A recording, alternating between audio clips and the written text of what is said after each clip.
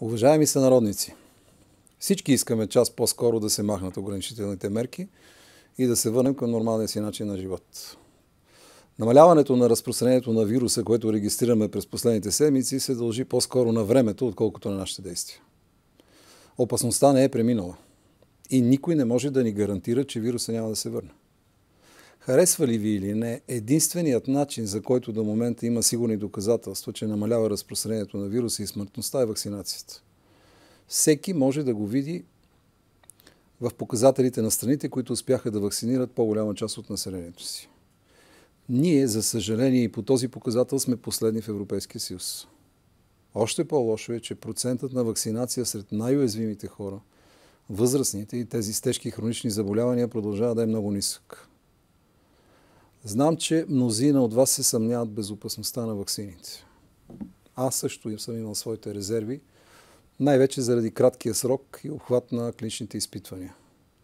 Факт е обаче, че ваксините вече са приложени на стотици милиона души по целия свят и регистрираните нежелани реакции са изключително малко. Видимо и за неспециалистите е, че ползата надвишава многократно риска. Вече платихме достатъчно висока цена.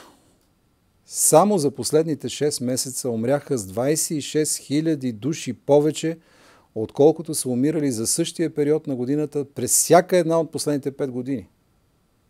Това е над 2 пъти повече от жертвите, които България е дала през Втората световна война. 80% от починалите от COVID-19 са наши сънародници над 60 годишна възраст. Затова днес издадох заповед, с която нареждам всички вакцинационни пунктове от понеделник до четвъртък да вакцинират хора над 60 годишна възраст и такива с тежки хронични заболявания. В останалите дни от седмицата ще вакцинират всички желаещи по реда на записването. Този ред ще бъде валиден за следващите 2 месеца. Разпоредих се на регионалните здравни инспекции да осигурят доставката на ваксини до общо практикуващите лекари, както и да организират мобилни екипи за вакцинация на тежкоболни и такива, които живеят на отдалечени места. Съдействие при нужда ще се оказва от социалните служби, МВР, областните управители, кметовете и здравните медиатори. Напомням отново на всички, че вакцинацията е безплатна, независимо дали сте здравно осигурени или не. От това кога ще достигнем колективен имунитет зависи колко дълго ще продължат мерките. Вакцинирането е доброволно. Всеки трябва да реши сам за себе си и за своите близки. Аз не мога да ви предпазя от болестта, ако вие самите не желаете. Създали сме необходимата организация. Ако нещо не е както трябва, сме готови веднага да го коригираме.